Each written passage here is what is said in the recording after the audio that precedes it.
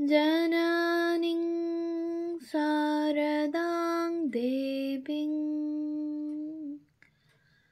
रामकृष्णं जगद्गुरुं पादपद्मे त्वयो श्रित्वा प्रणमामि মুহুর্মুহু। পূজনীয় স্বামী লোকেশ্বরানন্দজি মহারাজের সম্পাদনায় রচিত শতরূপী সারদা গ্রন্থ থেকে পাঠ। পৃষ্ঠা সংখ্যা 287। মাকে যেমন দেখিয়াছি। স্বামী গৌরীশ্বরানন্দ। শ্রী শ্রী মায়ের খরচ কুলিয়ে যেত বটে, কিন্তু বেশি টাকা কোনো সময়েই থাকতো না। আমাকে বাক্স খুলে কত টাকা আছে বের করে আনতে বললেন। আমি বললাম 11 টাকা আছে। ওই টাকা সব দিয়ে বললেন, এই 1 টাকার তেল, 1 টাকার আটা, 2 টাকার ঘি ইত্যাদি কিনে আনবে। আমি বলতাম, না মা, আপনি যেমন বলছেন লিখে নিচ্ছি। শেষে 5 সের 2.5 সের এই রকম হিসাবে কিনব, তাতে দরে সুবিধা হবে।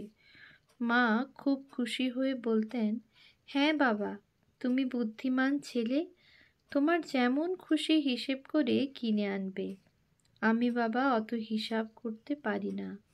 কখনো কখনো টাকা ফুরিয়ে গেলে বলতেন, আজ ইংরেজি মাসের কদিন? আমি 27 দিন বললে বলতেন, আর কদিন বাকি আছে? আমি 4 দিন বাকি আছে বললে বলতেন, তবে আর কি, কদিন পরেই ইন্দুর টাকা আসবে, মাস্টারের শ্রীমর 5 টাকা আসবে, তখন বেশি করে কিনলেই হবে। রাঁচির ইন্দুবাবু ঠিক মাসের 1 কি 2 মাকে তখন 15 টাকা হিসাবে পাঠাতেন। মাস্টারমশাইও শ্রীম 5 টাকা পাঠাতেন। সে সময়ে ওদেশে চালের মণ 2 টাকা ছিল। ইন্দুবাবুর সঙ্গে একবার আমাদের হেডমাস্টার মশাই প্রবোধবাবুর জয়রামবাটিতে সাক্ষাৎ হয়। দুজনেই খুব গল্প জমাতেন। 2-3 দিন পর প্রবোধবাবু গোয়ালপাড়ায় গিয়ে থাকতে চাইলেন, কেননা বেশি লোক থাকলে মায়ের কষ্ট হবে। মা কিন্তু বললেন, গোয়ালপাড়ায় কেন, এখানেই থাকো না, 2টি খাওয়াবই তো নয়, আমার কিছু কষ্ট হবে না, তোমাদের 2টিতে বেশ ভাব হয়েছে, যে কদিন ইন্দু আছে এখানেই থাকো। আমি রান্নার জন্য সরু সরু কাঠ চেলা করছিলাম। প্রবোধবাবু আমাকে দে বলে কিছু ছিঁড়তেই মা নিজে বৈঠকখানার কাছে এসে বললেন, না বাবা, তোমাকে করতে হবে না, রামময়ের অভ্যেস আছে, ও করুক, তোমরা বয়স্ক লোক, হাতে ব্যথা হবে। মাস্টারমশাই বললেন, আমরা জেন্টেলম্যান ডিসকোয়ালিফাইড, ভদ্রলোক বাতিল, একটু খেটে মার সেবা করার অধিকার আমাদের নেই? একদিন মায়ের বাক্সের সব কাপড় রোদে দিচ্ছি। একখানি ছেঁড়া আসাম সিল্কের এন্ডি বা মুগার কাপড় হবে। আমি ঠিক কিসের জানতাম না।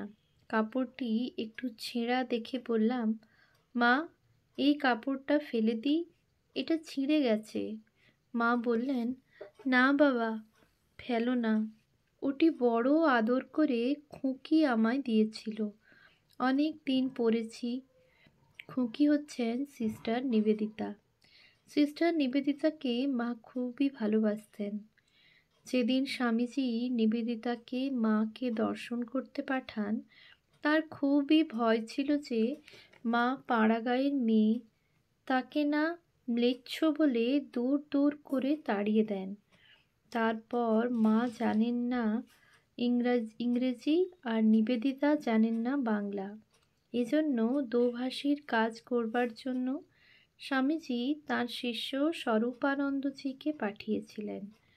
উনি নিজে গিয়ে সিস্টার নিবেদিতার পরিচয় করিয়ে দিতে মা খুব খুশি। যখন মা নাম জিজ্ঞাসা করলেন, তখন নিবেদিতা ইংরেজিতে বললেন, আমার নাম মিস মার্গারেট এলিজাবেথ নোবেল। মা বললেন, বাচ্চা, আমি অত বড় নাম মনে রাখতে পারবো না, আমি তোমাকে খুকি বলে ডাকবো। স্বরূপানন্দজি তখন বুঝিয়ে নিবেদিতাকে তর্জমা করে বলে দিলেন, mother will not be able to utter such a big name. She will call you baby. Nivedita ভারী খুশি হয়ে বলতে লাগলেন, yes yes, I am mother's baby. স্বামীজির কাছে গিয়ে ডগমগ হয়ে বললেন, মা আমার মাথায় হাত দিয়ে আশীর্বাদ করেছেন, পা ছুঁয়ে প্রণাম করতে দিয়েছেন, প্রসাদ দিয়েছেন এবং খুকি বলে ডাকবেন বলেছেন। মায়ের সঙ্গে নিজে কথা বলবেন বলে নিবেদিতা স্বরূপানন্দজির কাছে বাংলা শিখলেন। মা এই রকম সকলকেই ভালোবাসতেন, সকলকেই আদর করতেন। শ্রী শ্রী মা গান খুব ভালোবাসতেন। একবার ইন্দ্রদয়ালবাবু, পরে স্বামী প্রেমেশানন্দ, মোক্ষদাবাবু প্রভৃতি কয়েকজন জয়রামবাটি এসেছিলেন। তারা বহু গান গেয়ে মাকে শুনিয়েছিলেন। মাও খুব আনন্দ করে শুনতেন। শেষে মাকে ঘিরে কীর্তনও হয়েছিল। একবার পূজনীয় বিশুদা স্বামী তপানন্দজি জয়রামবাটিতে অনেক গান করেছিলেন। আমাদের হেড পণ্ডিত মশাই পাখোয়াজ বাজিয়েছিলেন। অনেক রাত পর্যন্ত গান হয়েছিল। মা খুব খুশি হয়েছিলেন। গ্রামের বহু লোক জমেছিল। একটি ভক্ত স্ত্রীলোক মায়ের সেবা করার কথায় শ্রী শ্রী মা বলেন, না বাবা, এখানে ঠাকুরের সেবা আছে, চলবে না। আমি সতেরও মা, অসতেরও মা, সতীরও মা, অসতীরও মা, কিন্তু ঠাকুরের সেবা চলবে না। হাড়শুদ্ধ মেয়ে কটা, আঙুলে গোনা যায়। পূজ্যপাদ শরৎ মহারাজকে জয়রামবাটিতে যেদিন প্রথম দর্শন করি, সেদিন দূর থেকে তাঁর বিশাল বপুটি দেখে কাছে যেতে ভয় হয়। সেজন্য তাকে রাস্তা থেকে দেখে বরাবর মায়ের কাছে চলে যায়। মাকে প্রণাম করতেই মা খুব খুশি হয়ে বললেন, রামময়, শরৎ এসেছে, দেখেছ? আমি বললাম, হ্যাঁ মা, দেখেছি দূর থেকে। মা বললেন, কাছে যাওনি? শরৎকে পেন্নাম করনি? আমি বললাম, না মা, ভয় করছে। মা বললেন, বোকা ছেলে, শরৎকে আবার ভয়, দেখবে তোমাকে কত ভালোবাসবে, যাও। আমি মায়ের বাড়ির ভিতর দিক থেকে পূজনীয় শরৎ মহারাজের কাছে গিয়ে প্রণাম করলাম। তিনি আমার নাম, বাড়ি কোথায়, কেন জয়রামবাটিতে এসেছি, কোনো আত্মীয় বা বন্ধু আছে কি না জিজ্ঞাসা করলেন। আমি ছোট বলে তিনি আমি যে মায়ের কাছেই আসি তা ধারণা করেননি। এইরূপ বুঝে আমি সোজা উত্তর দিলাম, আমি প্রতি শনিবারেই মায়ের কাছে আসি ও সোমবারে স্কুলে ফিরে যাই। তখন তিনি বুঝলেন। তাঁর কথাগুলো এত স্নেহমাখা যে আমারও খুব আনন্দ হলো। কয়েক মিনিট পরেই মা আমাকে নাম ধরে ডাকতে লাগলেন ও কিছু খাবার দিলেন। তখন পূজনীয় শরৎ মহারাজের বুঝতে বাকি থাকলো না যে মা আমাকে খুব স্নেহ করেন। আমি বাড়ির ভিতরের সকলেরই বিশেষ পরিচিত জেনে মহারাজ আমাকে বললেন, দেখ দেখ মা কখন কি করছেন দেখবি। যখন তার হাতে কোনো কাজ থাকবে না, তখন আমাকে এসে বলবি, আমি তাকে প্রণাম করতে যাব কি না, তখন তোকে জিজ্ঞাসা করে আসতে বলবো। দেখিস, যেমনটি বললাম তেমনটি করবি, নিজের বুদ্ধি খাটাবি না। আমি বুঝে নিলাম পাছে আমি মাকে তার কাজের সময় প্রণামের কথা বলি, এই জন্য সাবধান করলেন। আমি ঠিক আদেশ মতো গিয়ে বলতাম, মহারাজ, মা এখন তরকারি কেটে নিজের ঘরে বসে আছেন শুনেই মহারাজ বলতেন, মায়ের কাছে গিয়ে জোড়হাত করে জিজ্ঞাসা করে আয় আমি এখন প্রণাম করতে যাব কিনা। মাকে জিজ্ঞাসা করা মাত্র বলতেন, হ্যাঁ বাবা, শরৎকে আসতে বলো। আমি মহারাজের পেছন পেছন গিয়ে বারান্দায় দাঁড়িয়ে সব দেখতাম। মায়ের ঘরের দরজা ছোট, মহারাজ বেশ মোটা, সোজা ঢুকতে পারতেন না, কাত হয়ে ঢুকতেন। মা নিজের খাটে বসে পা দুখানি মাটিতে রাখতেন। মহারাজ নত জানু হয়ে বসে শ্রী শ্রী মায়ের চরণে মাথা রেখে প্রণাম করতেন। মাও তখন দুটি হাত দিয়ে তার মাথায় রেখে আশীর্বাদ করতেন।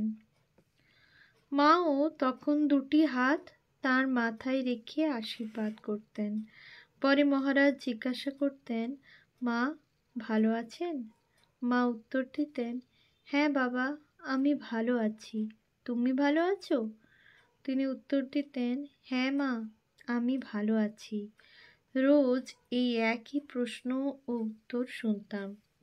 প্রণামের পর মহারাজ ধীরে ধীরে উঠে মায়ের দিকে পিছু না করে পিছিয়ে পিছিয়ে ঘরের বাইরে আসবার পর সোজা হয়ে বৈঠকখানা ঘরে যেতেন। মা ঘোমটা দিতেন বলে বলতেন, আমি যেন শ্বশুর, আমার সামনেও এতখানি ঘোমটা। আজকাল কত ভক্ত কত কিছু আজগুবি কথা বলেন, শুনে হাসি পায়। কেউ কেউ আমাকে জিজ্ঞাসা করেন, শ্রী শ্রী মা কি গলায় সোনার হার, ঘাড়ে সিন্দুর পরতেন? আমি তাদের বলি, এসব বাজে কথা। মা কেবল হাতে সোনার বালা পরতেন, গলায় সরু সোনার তার দিয়ে গাঁথা রুদ্রাক্ষের মালা পরতেন। কেশবানন্দ স্বামীর ধর্মপত্নী মায়ের গায়ে তেল মাখিয়ে দিতেন। আমি তাকে জিজ্ঞাসা করেছিলাম, তিনি বলেন, এসব আজগুবি কথা। পূজনীয় স্বামী মাধবানন্দজি, তিনি তখন মঠের প্রেসিডেন্ট, বলেছিলেন, মায়ের শিষ্য শিষ্যা 2-4 জনের কথা একটু নুন দিয়ে গিলতে হবে, তারা কিছু কিছু আজগুবি কথা বলে। আমি মায়ের মাথা থেকে পাকা চুল বেছে দিতাম, কখনো ঘাড়ে সিন্দুর দেখিনি। পথিকার শ্রদ্ধেয় অক্ষয় মাস্টার মশাই বলতেন, দেখো ভাই, ঠাকুর আমার গুরু এবং যা কিছু সব, কিন্তু তবু মার এত স্নেহ যে ঠাকুরকে যদি দিনে 200 বার স্মরণ হয় তো মাকে 1000 বার মনে পড়ে। ঠাকুর যেন প্রচণ্ড মার্তণ্ড আর মা যেন সুস্নিগ্ধ চন্দ্রমা।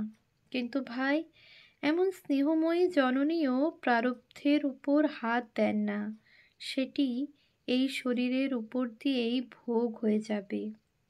তারপর একটা ঘটনা বলেন।